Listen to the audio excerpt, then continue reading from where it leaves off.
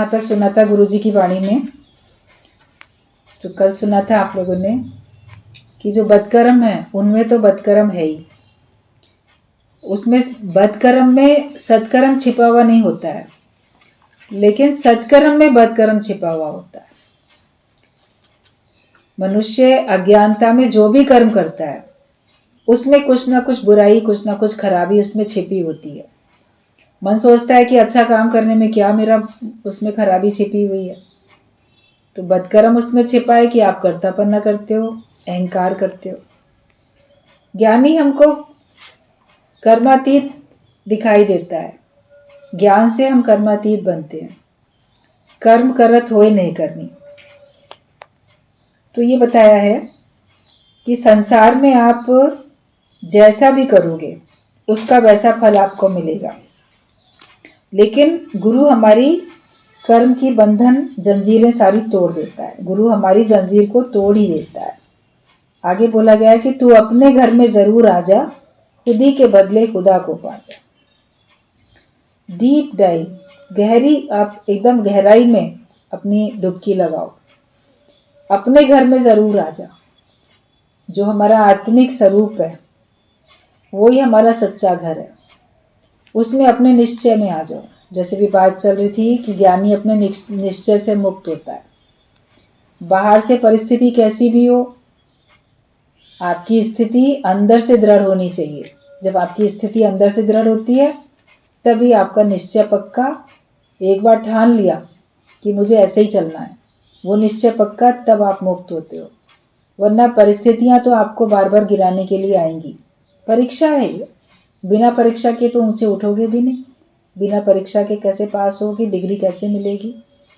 परीक्षाओं से मन घबराए नहीं, परीक्षाओं की तैयारी कर ले। वो इतना ज्ञान अपना पक्का कर ले पहले से कि उसको फिर परवाह ही नहीं है। और ईश्वर को जो भेजना होगा वही तो भेजेगा तुम्हारे आगे, जो दुख या जो सुख। और दुख और सुख तो आपकी एक नाम देने वाली बात है, कल्पना है। वास्तव में न दुख है न सुख है। ज्ञान में अगर आप पक्के होते हो तो आप परिस्थिति को बोलोगे हाँ ये दुख वाली परिस्थिति है, सुख वाली है। अज्ञानता में बोला था ना ऐसा, ज्ञान में तो नहीं बोलोगे। ज्ञानी कभी ये बोलता हुआ नहीं दिखेगा मैं बड़ा दुखी हूँ, मेरे सामने बड़ी दुखद परिस्थिति आ गई है, या मैं तो बड़ा सुखी हूँ। वो ऐसे कभी नहीं बोलेगा, क्योंकि दुख सुख से ऊपर है। वो हमेशा अपने आत्मिक आनंद में महसूस करेगा, और वही मुख से बोलेगा क्या, लेकिन लोग उसको महसूस करेंगे। बोलने में भी आएगा तो बोलेगा हाँ बड़े आनंद में, भगवान की कृपा है। आगे भगवान को रख के वो अपने आत्म आनंद में ही रहता है। गहराई में हमको इसमें ज्ञान में डुबकी लगानी है। खोजी होए तुरंत मिल जाऊं पल भर की तलाश में, मैं तो हूं विश्वास में। भगवान ने अपना निवास स्थान बताया कि मैं विश्वास में हूं। जिसके अंदर विश्वास है वो भगवान को प्राप्त कर लेता है, और अगर विश्वास है तो भगवान उसके साथ है। बोला मैं तो हूं विश्वास में। विश्वासी का ही तो बेड़ा पार होता है। अगर आपके अंदर में विश्वास नहीं है तो आपको भगवान कैसे मिलेंगे।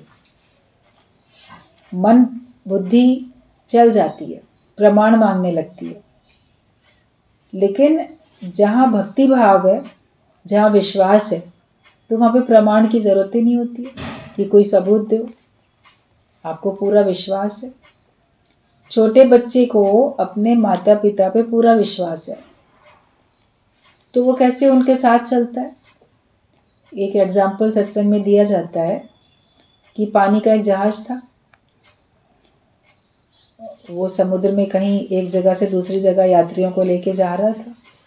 अचानक से बहुत बड़ा तूफान आया, और तूफान में नाव, उसका जो जहाज था पानी का, वो डगमग होने लगा, कुछ खराबी भी होने लगी। सारे यात्री बहुत परेशान हो गए, विचलित हो गए। तो देखा कि एक बच्चा है छोटा, वो बहुत आराम से बैठा हुआ है, वो बिल्कुल भी परेशान नहीं हो रहा। तो किसी ने कहा कि तुम्हें परेशानी नहीं हो रही, इतनी तूफान है, कहीं हमारा ये जहाज डूब गया तो क्या होगा। तो बच्चे ने बड़े आराम से जवाब दिया, बोला नहीं, क्योंकि इस जहाज का जो कैप्टन है वो तो मेरा पिता है, तो उसको पता है ना मैं यहाँ बैठा हूँ, मैं भी चल रहा हूँ, तो वो डूबने कैसे देगा। तो उस बच्चे का इतना विश्वास था कि जहाज को चलाने वाला जो है, पानी का जहाज चलाने वाला जो कैप्टन है, वो तो मेरा फादर है, तो वो तो मेरे को बचाएगा ही बचाएगा। तो उस पूर्ण विश्वास में बच्चा बैठा था, इसलिए घबरा नहीं रहा था। थोड़ी देर में तो तूफान शांत भी हुआ।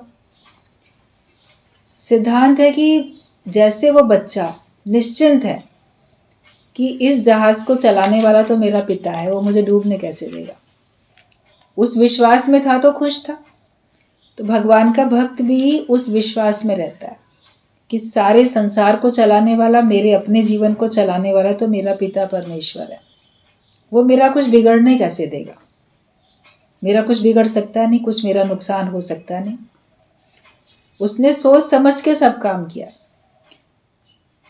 इस विश्वास में रहो तो आनंद में रह सकते हो, लेकिन जहां हमारे विश्वास में कमी आती है तो मन में हलचल है, मन में जैसे अंधेरा छा जाता है, मार्ग नहीं सूझता। गुरु हमारे अंदर में भगवान के प्रति विश्वास भरता है और हमारे अपने स्वयं के प्रति विश्वास भरता है। बोलते हैं विश्वास पे ही दुनिया कायम है। अगर आप विश्वास ही नहीं रखोगे तो आप अपना व्यवहार भी नहीं चला सकते। कहीं ना कहीं आपको सबके ऊपर विश्वास रखना पड़ता है और उसी से आपका कारोबार चलता भी है। तो जब संसार वालों पे हम रख पाते हैं विश्वास, दादा भगवान बोलते थे कि तुम एक नाई के ऊपर विश्वास रख पाते हो, जाके आप जेंट्स लोग जाते हैं अपने बाल कटवाने के लिए, अपनी शेव बनाने के लिए, तो आराम से बैठ जाते हैं आंख बंद करके, तो वो उनके बाल भी काटता रहता है और उनकी शेव भी बनाता है। अब उसके हाथ में तो उस्तरा है, गले की नस भी तो काट सकता है ना, तो वो तो विश्वास में है ना कि ये काटेगा थोड़ी। तो एक संसार के व्यक्ति के ऊपर जो हमारा है भी नहीं, जिसको हम जानते भी नहीं है, हम उस पर भी विश्वास कर लेते हैं। डॉक्टर के ऊपर विश्वास करते हैं कि ये जो है ऑपरेशन ठीक करेगा। अब उसके हाथ में तो छुरी है, सब कुछ है ऑपरेशन थिएटर में, तो वो आपके प्राण ले सकता है ना वो चाहे तो, लेकिन विश्वास होता है कि नहीं ये ऐसा नहीं करेगा, ये हमको ठीक करेगा। तो जब आप मनुष्यों के ऊपर विश्वास रख सकते हैं तो हम भगवान के ऊपर विश्वास क्यों नहीं रख सकते। भगवान तो हमारा अपना है। वो लोग तो पैसा लेके काम करते हैं और वो लोग कभी शत्रुता भी निभा सकते हैं किसी भी कारण से, किसी भी फील्ड में। कोई जज भी रिश्वत लेके फैसला बदल सकता है, किसी भी कारण से कोई आपका नुकसान कर भी सकता है, लेकिन भगवान तो कभी भी आपका नुकसान नहीं करेंगे। भगवान हमेशा आपके भले की ही सोचते हैं। ईश्वर ने कभी कुछ बुरा नहीं किया, ये विश्वास पूरा रखो। जो बुरा होता हुआ दिखता भी है उसमें भी बहुत बड़ी भलाई छिपी हुई है, वो बहुत सही है। जिसको मैं गलत समझता हूँ वो बहुत सही है। गुरु हमारे अंदर में विश्वास पक्का करता है। बिना ज्ञान के सबको बीच बीच में कहीं ना कहीं शक होता रहता था। मनुष्य पे शक होता है। ज़्यादा शक करने का नतीजा क्या होता है कि आपका मानसिक संतुलन बिगड़ने लगता है। कभी कभी आप कोई देखो, किसी व्यक्ति को बड़ा शक हो जाता है और शक की बीमारी बढ़ती चली जाती है, तो वो हर एक के ऊपर शक करता है, किसी पे विश्वास नहीं कर पाता, तो उसकी प्रसन्नता खत्म हो जाती है। मान लो एक शक आ जाए कि कहीं ये पानी में मुझे कुछ विष मिला के तो नहीं दे रहा है, कहीं ये ऐसा तो नहीं कर रहा, तो आप सभी के ऊपर शक करोगे। आपको लगेगा चारों तरफ मेरे शत्रु ही शत्रु। लेकिन जहाँ विश्वास होता है, बोलते हैं हम किसी का बुरा नहीं करते तो हमारा बुरा कोई क्यों करेगा। और भगवान तो सबके भीतर है विराजमान। एक ईश्वर पे विश्वास किया तो वो सबके घट में वही है, तो कहीं से भी आपका कुछ नुकसान होने वाला नहीं है। इस विश्वास को बनाए रखो। तभी भगवान ने कहा कि मैं तो हूँ विश्वास में, ना मंदिर में, ना मस्जिद में, ना काबे कैलाश में, पर मैं तो हूँ विश्वास में। आपका विश्वास पक्का दृढ़ होना चाहिए। तभी विश्वास होगा तो आपके अंदर श्रद्धा बढ़ेगी। श्रद्धावान लभते ज्ञानम। जिसके अंदर श्रद्धा है तो उसको ज्ञान का लाभ मिलता जाएगा।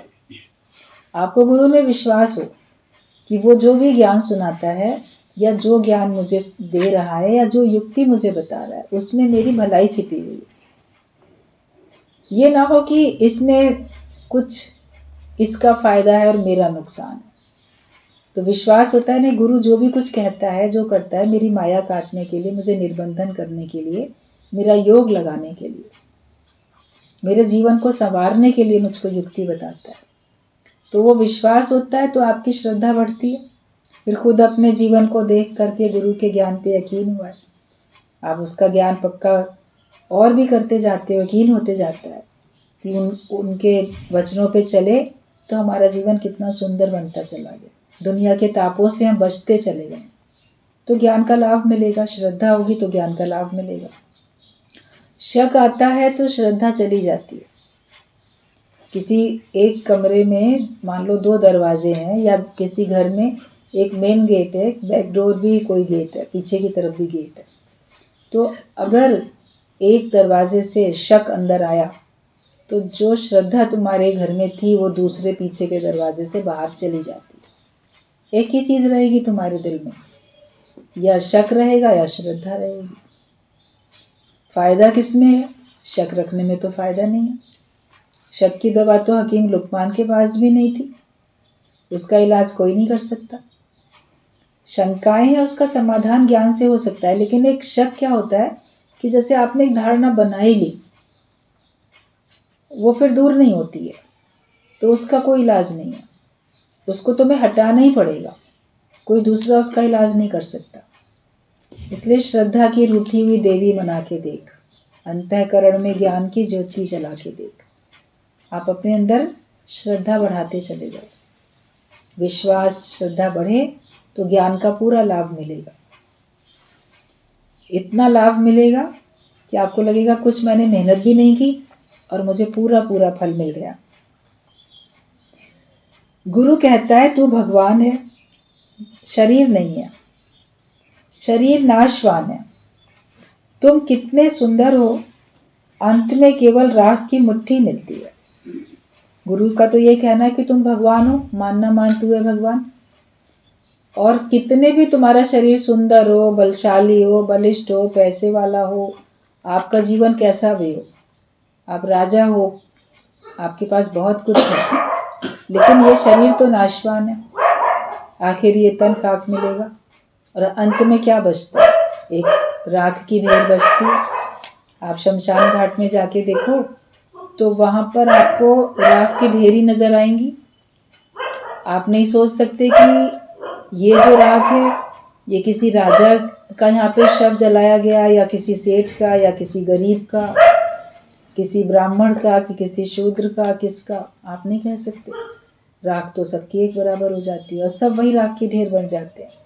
तो शरीर जो है वो नाशवान है, और तुम चाहे कितने भी सुंदर हो, अंत में केवल राख की मुट्ठी मिलती है। और उसको भी क्या करते हो? उसको भी आप जैसे बहा देते हो, उसको भी अपने पास नहीं रख सकते।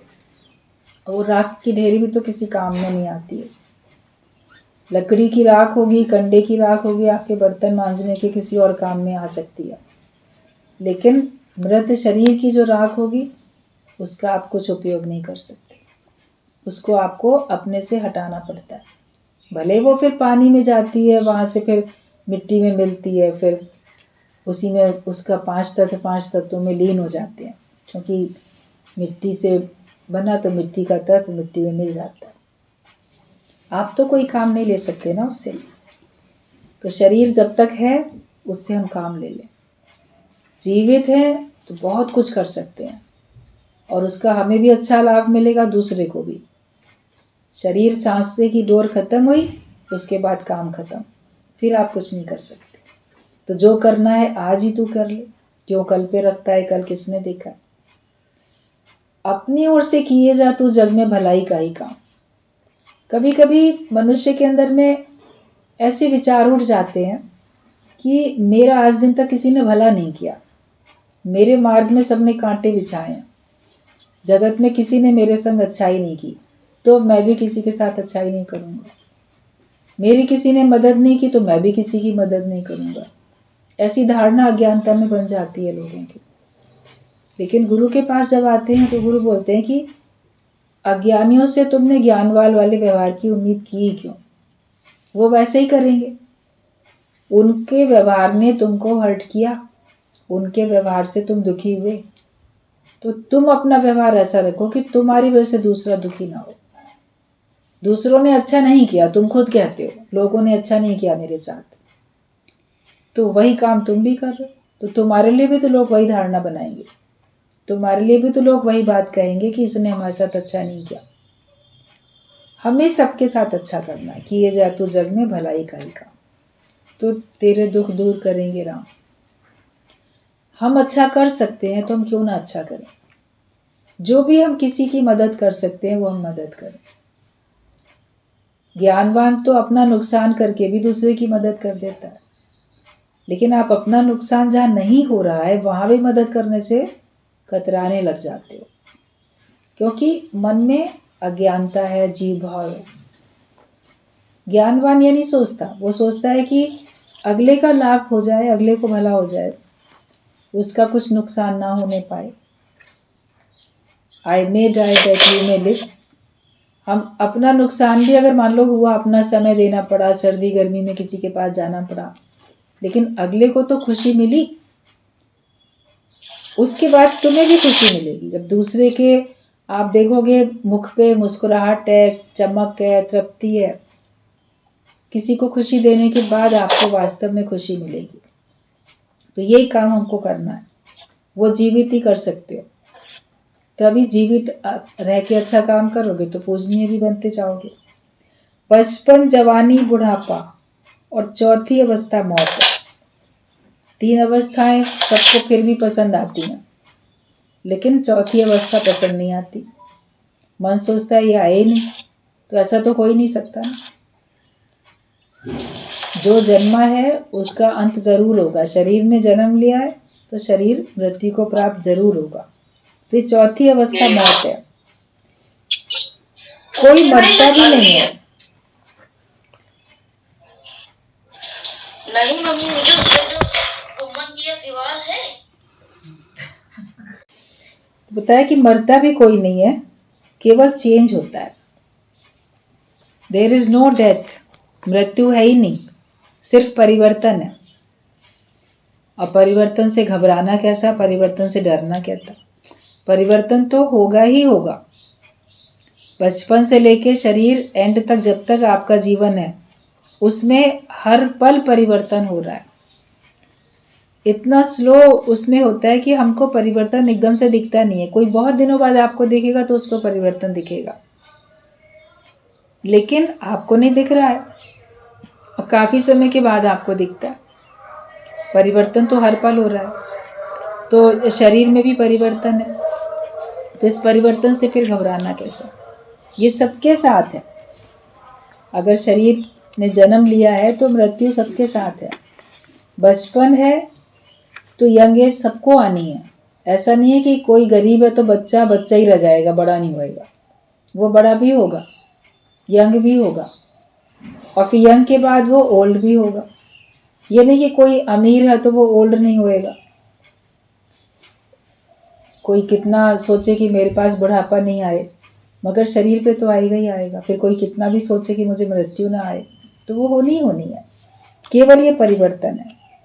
शरीर जल जल के खत्म होता है, लेकिन आशा तृष्णा ना मरे, कह गए दास कबीर। कबीर दास ने बोला कि शरीर तो जल जल के खत्म होता रहेगा, ते माया मरी ना मन मरा, मर मर गए शरीर। आशा तृष्णा ना मरी, कह गए दास कबीर। ना तुम्हारे अंदर की माया मरी, ना तुम्हारा मन। माया को सत्य समझते हो, माया के अधीन होके चलते हो, और मन भी तुम्हारा जीवित है। तो फिर जन्म मरण का चक्कर है। जब तक माया के अधीन हो, त्रिगुणी माया के जब तक अधीन हो, तब तक 84 लाख योनियां हैं। जब तक मन के अधीन हो, तब तक 84 लाख योनियां। ज्ञान में गुरु हमारे मन को और माया को वश में करना सिखा देता है। आप उसके अधीन नहीं होते, वो आपके अधीन रहती है। माया तुम्हारे अधीन है, मन भी तुम्हारे अधीन है, तुम मन के स्वामी हो, मन के मास्टर। तो जन्म मरण का चक्कर हमारा खत्म होता है। वरना तो शरीर जाते रहते हैं, न फिर दुनिया में मनुष्य आता रहता है, आवागमन के चक्कर में पड़ा ही रहता है। इस आवागमन के चक्कर से क्या वास्तव में हम छूटना चाहते हैं? अगर हम छूटना चाहते हैं तो हम मेहनत करें अपने आप से, गुरु के ज्ञान में अपना मन लगाएं, सहयोग करें उसको और अपना योग लगाओ, भगवान से अपना योग लगाओ। जो मन हमारा संसार में अटका है वो मन हमारा भगवान में ही रहे। आशाएं कितनी है, इससे उम्मीद, उससे उम्मीद, वो मेरे लिए ये कर देगा, उसने मेरा काम बनाया नहीं, मुझे बड़ी उम्मीद थी उससे। फिर निराश भी होते हो। आशाएं रखते हो तो निराशा भी मिलती है। कभी आशा पूरी भी होती है तो और अधिक आशा उससे जुड़ जाती है। ये व्यक्ति ना मेरा काम कर देता है, तो बार बार उसी को कहेंगे। भिखारी भी जिस दरवाजे पे उसको रोज भिक्षा मिल जाती है तो वहां चला जाता है, यहाँ से तो मिल ही जाएगा। आशा पूरी हुई तो फिर और भी आशा बढ़ी, पूरी नहीं हुई तो निराशा हो जाती है। मैंने इस पे बड़ी उम्मीद की थी ना, इसने किया नहीं, तो भी वो व्यक्ति याद रहता है। उसको याद करके निराश होते हो, दुखी होते हो और बदकर्म अपने बनाते रहते हो। तो हमारे अंदर की जो इच्छाएं हैं, आशाएं हैं, दूसरे से उम्मीदें हैं, वो ज्ञान से खत्म होती हैं। आशा तृष्णा मरती नहीं है। अगर वो ज्ञान में आने के बाद आपकी मर जाती है, तब आपका मरना सच्चा मरना है। अभी बोला ऐसी मरनी मर चलो जो बहुर जन्म ना हो, जो दूसरा जन्म ना हो, तब तो वो सच्ची मौत है तुम्हारी। वरना आपको लगेगा कि फलाने का शरीर अब नहीं है, उसके देह का अंत हो गया, देहांत। लेकिन आप जानो कि वो दूसरे जन्म में आएगा, तो उसके लिए क्या दुखी होना, वो तो आएगा ही फिर दूसरे जन्म में, कहीं ना कहीं होगा ही। भले हमारे से उसका लेन देन नहीं है तो हमारे सामने नहीं होगा, लेकिन कहीं ना कहीं तो होगा। तो उसके लिए भी दुखी होने की जरूरत नहीं है। गुरुजी ये बात बोलते थे, ना तो ज्ञानी के लिए ना अज्ञानी के लिए, किसी के लिए भी दुखी होने की जरूरत नहीं है। अज्ञानी दूसरा रूप बदल के, दूसरा चोला पहन के दुनिया में फिर आ जाएगा। तुम्हारे से उसका लेन देन होगा तो फिर किसी नए रूप में आएगा, ये अलग बात है, तुम पहचानोगे नहीं उसको। और ज्ञानी के लिए भी दुखी होने की जरूरत नहीं कि वो तो भगवान से मिलके एक हो गया। तो भगवान तो सदा रहता ही है, उसने अपने मंजिल को पा लिया, तो उसके लिए क्या दुखी होना। ज्ञान में आने के बाद आपको समझ मिल जाती है, आपका दुखों से हमेशा हमेशा के लिए छुटकारा हो जाता है। जो जो वाणी से प्रीति रखता है उसका मन अचाह होता जाता है। जो गुरु के ज्ञान से प्रीत रखता है तो उसका मन फिर अचाह हो जाता है, कोई चाह नहीं रहती है, इच्छा रहित हो जाता है उसका मन, अगर वाणी से प्रीत है। लेकिन अगर हमारी प्रीत माया से है, माया के लोगों से है, तो फिर हमारे मन में चाह उत्पन्न होती रहती है। इसलिए प्रेम रखो तो परमात्मा से रखो, प्रेम रखो तो ज्ञान के वचनों में रखो। जहां अज्ञान है वहीं अंधेरा है, और वहीं पर फिर वासना उठती है। रोशनी में कोई ख्याल नहीं। एक साहूकार बोलता था कि बिल्ली कभी चूहा नहीं खाती, लेकिन वहां पर दिया जल रहा था। तुम भी यहाँ बैठे हो तो रोशनी में मन चूहा नहीं खाता है। एक दृष्टांत है, ये सबका सुना हुआ है कि एक था, उसने कहा कि मेरी बिल्ली जो है ना वो चूहा नहीं खाती है। तो उसका मित्र सोचने लगा कि ऐसा कैसे हो सकता है कि बिल्ली चूहा ना खाए। पहले वो जहाँ पे बिल्ली रहती थी, रखता था कमरे में, तो वहाँ हमेशा रोशनी रहती थी, जैसे तेज रोशनी जलती रहती थी, तो चूहा वहाँ आता ही नहीं था, तो वो खाएगी क्या। उसने क्या किया, उसके मित्र ने एक दिन अपने घर से कहीं से चूहा एक पकड़ के लेके गया, अपनी जेब में पकड़ के ले गया। और जब वहां पहुंचा तो उसने वो जो दीपक जल रहा था उसको तो एकदम से बुझा दिया और जेब से चूहा निकाल के छोड़ दिया। तो बिल्ली ने जैसे ही देखा, तेज रोशनी में तो उसकी आंखें भी चकाचौंध हो रही थी, तो वो नहीं देख पाती थी। और जैसे वो दिया बुझा और चूहा वहां से दौड़ा, तो बिल्ली ने झपट के उसको एकदम पकड़ लिया। तो उसने कहा देखो तुम्हारी बिल्ली ने ना चूहा पकड़ लिया, खा रही है। अब तुमने इसके सामने चूहा आ ही नहीं रहा है तो कैसे पता कि ये खाएगी कि नहीं खाएगी। और इसके पास सर के ऊपर इतनी तेज रोशनी है तो उसमें उसकी आंखें ही चकाचौंध हो रही हैं, तो चूहे को वो देख ही नहीं रही है तो कैसे खाए। लेकिन असली बात तब मानी जाए जब वहां पे हो, वो देख भी रही हो और वो ना खाए, तब तो कहा जाए तुम्हारी बिल्ली शाकाहारी है, वरना तो वो तो चूहा खाती है।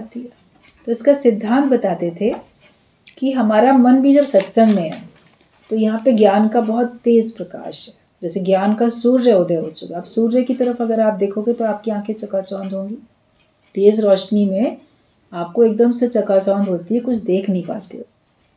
तो ज्ञान का तो सत्संग में इतना प्रकाश है कि आपको माया दिखती ही नहीं है। तो आपका मन बोलेगा कि मैं तो माया रहित हो गया, मेरा मन तो अभी माया में जाता ही नहीं है। लेकिन जहां आप यहाँ से हटे और अज्ञान के रास्ते पे, अज्ञानता के रास्ते पे चले गए, तो वहां जहां ज्ञान का प्रकाश नहीं है, थोड़ी भी गफलत है, थोड़ा भी आपको रोशनी आपकी कम हुई, ज्ञान का दिया बुझा, तो माया तो है वहां पे चारों तरफ सामने। फिर तुम्हारा मन ना जाए माया में, तब समझो कि तुम माया रहित हो गए, वरना त्रिगुणी माया तुमको घेर लेती है। ये कामिनी, कंचन, कीर्ति, ये तीनों प्रकार की माया ही तो है।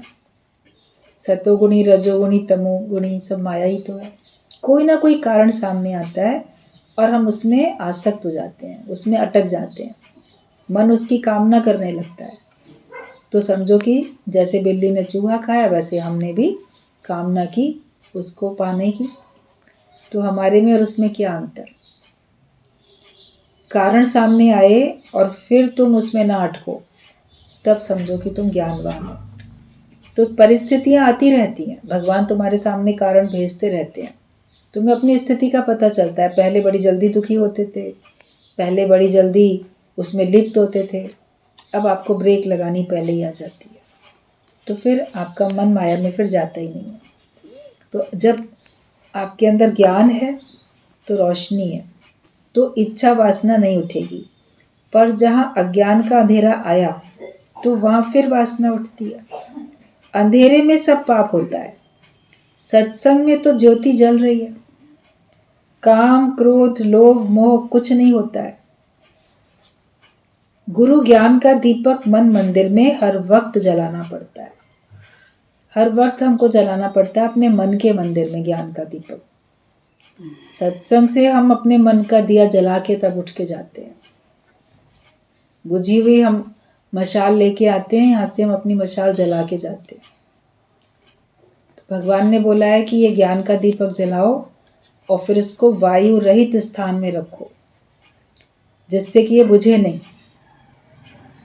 ज्ञान का दिया यहाँ से जला, उसके बाद सावधानी रखो, जहां भी जाओ बैठो, देखो ये मेरे ज्ञान को कम तो नहीं कर रहा है। कोई भी व्यक्ति है आपका बड़ा हितैषी है, मित्र है, प्रिय से प्रिय संबंधी है, उसके साथ बैठे हो, बातचीत हो रही है, अंदर में थोड़ा विचार जरूर रखना कि इसके साथ बैठने से, बातचीत करने से मेरा ज्ञान कम तो नहीं हो रहा है, कहीं मेरा ज्ञान का दिया बुझ तो नहीं रहा है। अगर ज्ञान का दिया आपको लगे कि बुझ रहा है, तो फिर आप उस जगह से हट जाओ, उस व्यक्ति से आप किनारा कर लो, उससे फिर हटते चले जाओ।